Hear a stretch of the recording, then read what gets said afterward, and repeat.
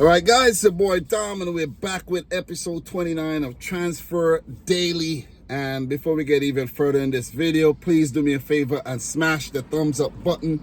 We have a lot to talk about. And before we even get into what I have written down here, I didn't even have a lot of time to write down everything that I want to talk about, but I do know what I want to talk about. It's been reported, Fabrizio Romano breaking that Jamie Bynoe-Gittens to Chelsea is here we go. The deal is done, club to club with Borussia Dortmund and Chelsea. Contract until 2032. You know, Chelsea like to stretch out the contracts for financial fair play purposes by giving them longer contracts. And yeah, every Chelsea player has like a 7 or 8 year or 9 year contract, you know. And Jamie Bynoe-Gittens is said to always want at Chelsea, prioritize the London club over Bayern Munich, who was actually coming in for the player. And they said the medical would take place tonight. So he's currently at the Club World Cup with not Chelsea, but with Borussia Dortmund. And he will be a Chelsea player as soon as the Club World Cup is over. So congrats to Chelsea, and big up to any Chelsea fans watching this right now. I know you're hyped, but I don't know what Chelsea are going to do with all these players, though. Seriously. I know they have Mudryk, who's facing a ban right now. They have Esteval to come in. They have Jamie Bynoe-Gittens. The list goes on, man. You know what I mean? It's a long list.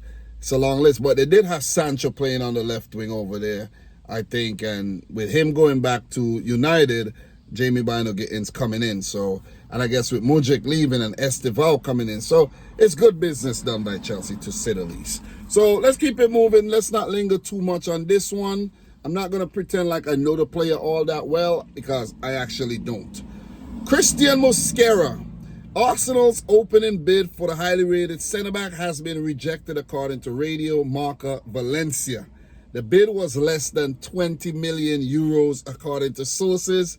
Pretty much a lowball offer from Arsenal, who's probably just feeling things out to see what Valencia really wants for the player. But they are going in for the centre-back, and they're just doing this to bolster their defensive options. I did state in the last video that I don't really know why Arsenal are trying to bulk up their defense. First, I'm not saying you can't do that. I'm not saying you can't bulk up your defense. I can't say you can't overload your midfield. But sign the players you need first. You need a striker. Prioritize, get the striker. I would have understood if they went in and got a winger before they got the defenders and the goalkeepers and the midfielders. But in the grand scheme of things, I understand what they're doing, because they have outgoing players like Jorginho. You have Thomas Partey leaving, so Christian Norgard and Zumarandi coming in are just replacements. But I'm just saying, get a striker first, and then you could use that extra money to bring in, you know, your little midfield reinforcements, which is not a priority at this time. That's all I'm saying. You see what I mean? I'm not bashing Arsenal or whatnot, because if you don't prioritize the players you need when it, you know, it's time, when the time really matters, Arsenal might actually panic and bring in the player who they don't really want. You see, because they can't get the player that they want. You see. So up next, guys, we have more on Arsenal, and this one's from Alexander Isak. It said that Arsenal have been linked with a move to the Newcastle United striker for quite some time, but according to a BBC journalist by the name of Sami Mukbil, the Gunners have less than a 2% chance of completing the deal in this transfer window. That's brutal, if you ask me, man. That's really brutal. Less than 2% chance. So that means Arsenal fans, if you have any dreams of signing Alexander Isak, he ain't going to Arsenal. Most likely, he would stay at Newcastle, or he probably prefer a move to Liverpool. More on Arsenal. Arsenal are back in talks with the Atalanta winger Ademola Lookman, whose asking price is currently at 45 to 50 million euros plus add-ons. This is way more economical, in my opinion, than the likes of Nico Williams, Rodrigo of Real Madrid, and Eberechi Eze of Crystal Palace. So let's see. This was source caught offside. Let's see if Arsenal are able to secure the signature of Lookman, who's been a vastly improved player from his days at I think he used to be a Leicester City player, if I'm not mistaken, and then he was at Everton. I could be wrong, but I remember him playing for Everton clearly. But since he went over to Italy, oh my God, he's probably gone to a few other clubs on loan, but since he went to Atalanta, I think he went to Germany one time as well, if I'm not mistaken. He might have went to Leipzig or one of them clubs, can't remember. But since he went to Atalanta, the man's been on fire, man. The man's been on fire. The man's even been in the Ballon d'Or conversation. That's how good he's been over at Atalanta. Damn, it's hot, man. I'm about to wind up this window and run this AC. See, it's hot. It's toasty right now. Let's get some air conditioning up in here. Guys, if you haven't yet liked the video, make sure you do so. I really appreciate the support that you guys have been giving the channel. And in the last video, we had almost 150 likes. So please go over to the last video, the previous videos, play catch up. If you haven't yet watched the previous videos, go back to episode 1, play catch up, binge watch the content. Thank you very much. We hit over 100. We're going to 150. Let's get this one to 100 likes. For the consistency, let's keep it going. So Habib Diarra signs his contract at Sunderland as he successfully completed his medical, and he was signed for around 35.5 million euro package. So congratulations to Sunderland on signing this player from the French league. Samuel Mbangula, just like Tim Weah, won't join Nottingham Forest this summer. The negotiations end with Juventus, and it's basically on to the next. So the story had broke that Forest had a double swoop for those two Juventus players, and Tim Weah said, hell no, I don't want to go to Forest. I want to stay at Juventus. And then I guess negotiations broke down with Mbangula, as Forest probably was trying to do a double swoop for both the Juventus players there. Alfie Hutchinson. Newcastle complete deal to sign Alfie Hutchinson from Rangers. Agreement in place. Newcastle win the race to secure the highly talented 16-year-old striker for the academy. Let's keep it moving. Let's move on to Bryan Mbeumo, where he is about to join Man United and is progressing very nicely. The structure of the deal being worked out, and the player only wants Manchester United. So Brentford already rejected 2 bids from United for the player. A 55 million pound bid, yeah, it's pounds, and then a 62 million pound bid. So they're probably going to hold out for maybe about 70 million pounds for Bryan Mbeumo. It's going to be interesting to see how United does next season with Matheus Cunha, Mbeumo, you know, and whoever else they sign in their ranks, you know what I mean, along with the likes of Bruno Fernandes and, you know, Ugarte and all these guys in their team. They got some decent players, but overall as a team, they just crap, man. Pretty much. So let's keep it moving.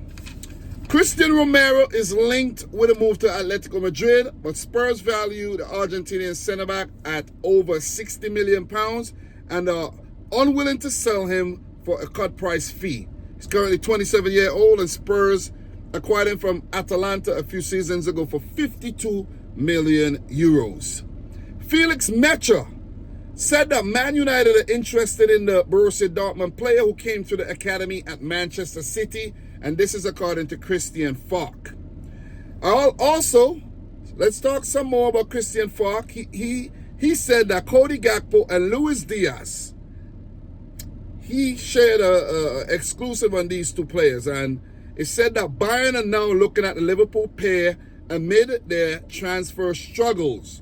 They're losing Sane, they're failing to sign Nico Williams and Jamie Bynoe-Gittens. Can Bayern actually convince any of these two Liverpool players to join their club this summer? That's a question that I pose. Answer that question down below.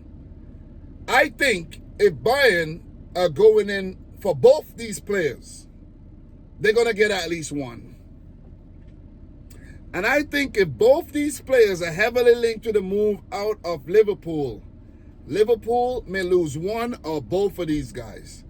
I have a feeling, and I've said, listen, as a matter of fact, I don't even know what I feel right now. I don't know what I feel right now. But I don't think it's going to be Luis Diaz. It's most likely might be Cody Gakpo. And the reason behind it is that Cody Gakpo is not a starter. Like, he's not starting every single game. I think Luis Diaz have more of a stronghold on the left wing position and sometimes a false nine position. Cody Gakpo, you know, not so much.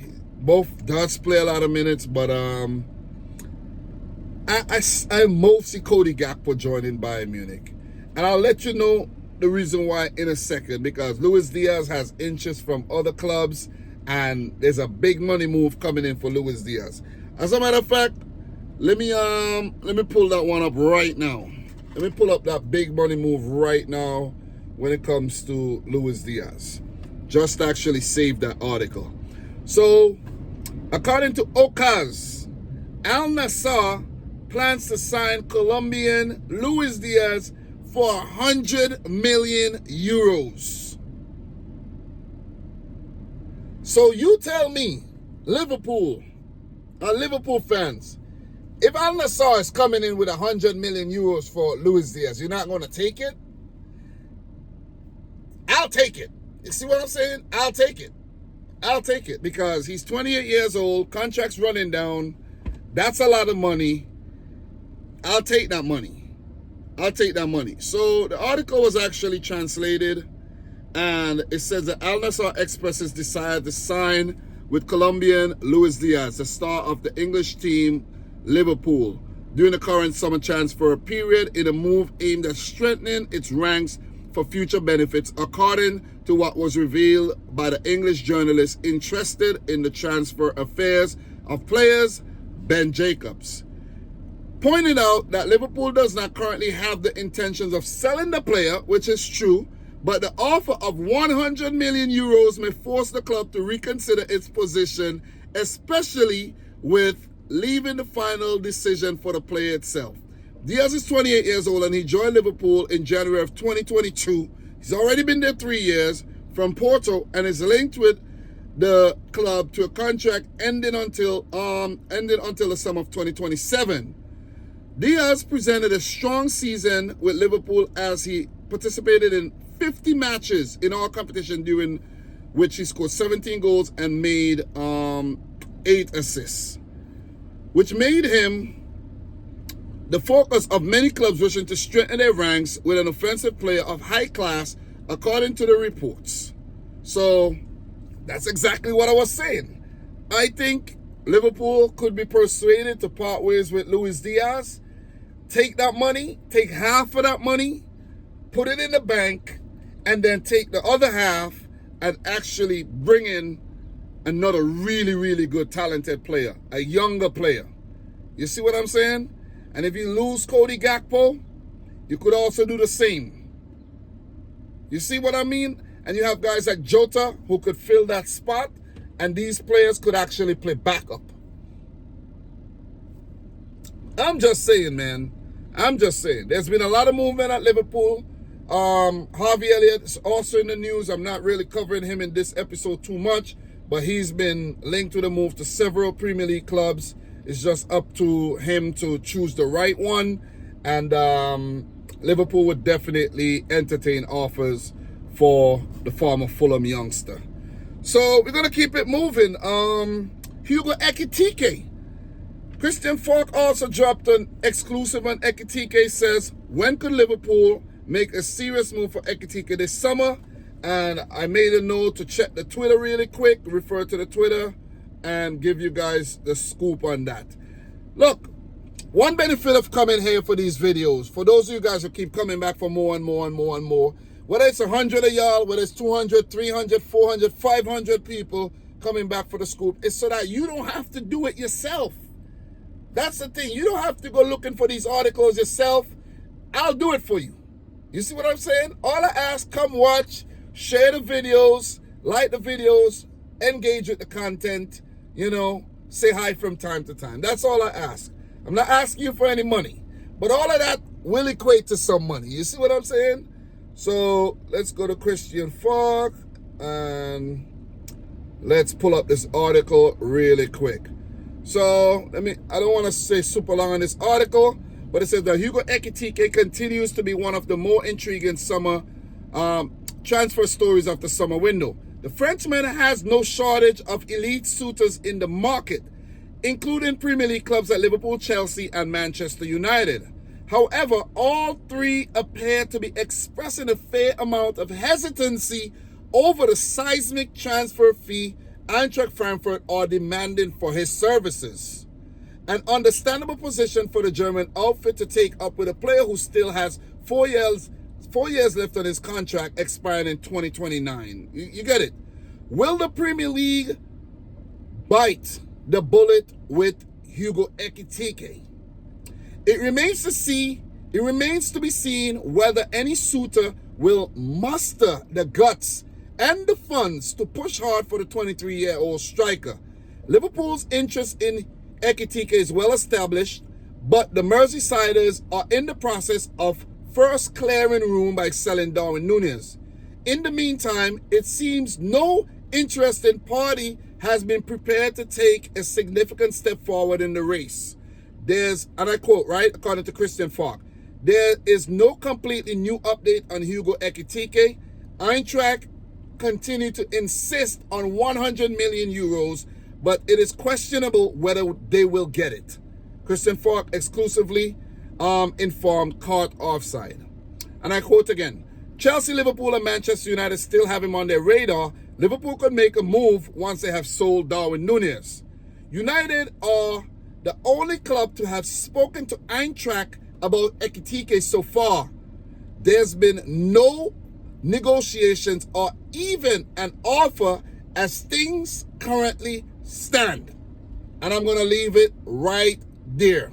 Not going to go too further down into this thing right now, but the next segment is basically talking about Darwin Núñez, and I've covered that time and time again. I'll talk about Darwin Núñez some more as things progress. I think I covered him in a recent episode. But I'm done for what I have written down here in the book. 17 minutes. Let's just land the plane with some more transfers that I have and some more news referring to transfers and things like that. So I know I did talk about Olympique Lyon recently, and it's been said that PSG, I'm doing this off the top, but Olympique Lyon was actually included in the Ligue 1 fixtures that was recently released. And to help Lyon's case in their 500 million debt and the fact that they've been banned, but they could appeal the ban, PSG expedited the payment of 45 million euros to Olympique Lyon for Bradley Barcola. So PSG is trying to help out. But you know how they could help? By maybe just giving them all the money, you know? All that Qatari money, just say, hey man, get back in net positive, come stay part of the league. I'm just saying. But that has been going on. Anyways, let's keep it moving. Sheffield Wednesday, according to Matt Hughes, reach a point of no return under Chansari's ownership. No preseason fixtures, no coaching staff and players, no coaching staff and players permitted, no coaching staff and players permitted to leave for free if not paid on Monday. That's crazy.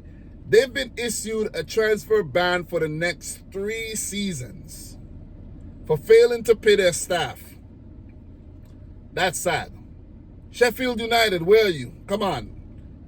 Rescue your rival. So Chelsea and Newcastle United are in competition to sign Brighton and Hove forward João Pedro, and both the bids from Chelsea and Newcastle have been rejected as they are deemed too low ball offers. So Anthony Milambo makes a 20 million euro plus 5 million in bonuses transfer from Feyenoord to Brentford. So Brentford are actually signing some players. I don't know if Milambo, I don't know what type of player Milambo is, but I should tell you, right? I should tell you. Come on, man. I'm doing this so that you don't do it, right? So Milambo. First time I'm actually hearing about the player. Milambo. And Milambo is an attacking midfielder rated at 18 million euros. He's a Dutchman and he's currently 20 years old. Last season, 29 appearances, 3 goals, 6 assists in the Eredivisie. Seems like a decent little player. Let's keep it moving. So, according to a Metro, Napoli and Juventus are willing to pay Manchester United £25 million for Jadon Sancho, who's currently 25 years old. But they cannot meet the £250,000 weekly wages of the England winger. Sancho, come on, bro. Nobody gonna pay that. Nobody dumb enough to pay that. Only United are gonna pay that type of money. You know, even Chelsea did not want to pay that money for Sancho. You see what I mean? So if you're gonna leave and go to another club, listen, the Saudi Arabian clubs might pay that. But I don't hear him being linked with a move to Saudi. He's been linked with Fenerbahce. That one's been broken down. So I don't see him. I don't know.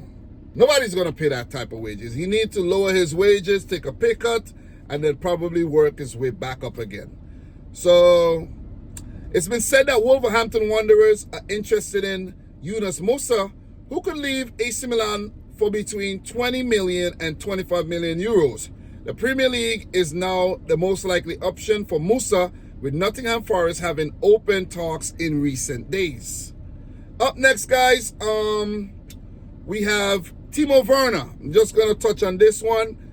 Timo Werner is on the verge of joining Red Bull New York from Red Bull Leipzig.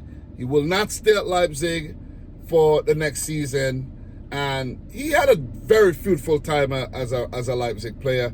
But in his quest to, you know, start a new adventure at Chelsea and then at Spurs, he has failed miserably. Very fast player, very admirable, but he just sucks in front of goal, man. He's just terrible in front of goal. So, guys, that's all I have for now. I really, really appreciate it, man. I really appreciate you guys tuning in for another video. 22 minutes, almost 23 minutes in. A lot of information for you. We're going to have a next segment for you again tomorrow and the day after and the day after and the day after. I take time out of my day to put these together, to write and, you know, compile these transfer daily videos. So make sure you like the video. Subscribe if you like this type of content. When the season come along, you know, we'll be doing match reviews. We'll be doing match reactions. We'll be doing a whole bunch of stuff. So make sure you stay tuned. Your boy is back with the fire. So, guys, thanks a lot for watching yet another one. Subscribe if you like the video if you haven't yet done so. And until next time, peace out. Rich Squad. Peace.